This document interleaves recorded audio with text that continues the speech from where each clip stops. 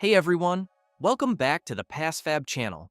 If you're staring at your iPad and you've forgotten your passcode or your Apple ID password, you're probably feeling a bit stuck.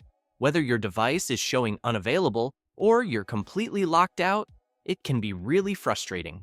In this video, I'm going to show you 3 simple and effective ways to unlock your iPad, even if you don't have your Apple ID details handy. The first method is a great option if you have another iPhone or access to a computer and Find My iPad was enabled on your device. Simply open the Find My app on another iOS device or go to iCloud.com in a web browser. Tap on the Devices tab and select the iPad you want to unlock from the list.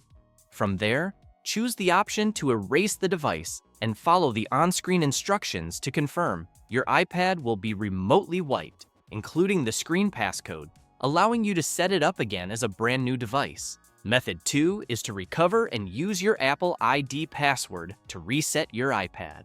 Go to iforgot.apple.com on any browser and enter your Apple ID email, then continue. You'll be asked to verify your identity, usually by confirming the phone number linked to your account. Once that's done, you can create a new password and then use it to sign out of your iPad using the Forgot Passcode option.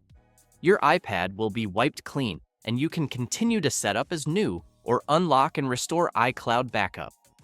If the first 2 methods don't work, maybe because Find My wasn't enabled or you can't verify your account, then the most reliable option is using a professional tool like PassFab iPhone Unlock. Start by downloading and installing the software on your Windows or Mac computer, then launch it and select the option to unlock the iOS screen. Connect your iPad to the computer with a USB cable and follow the on-screen instructions to put it into recovery mode, which usually involves a combination of the volume and power buttons depending on your model.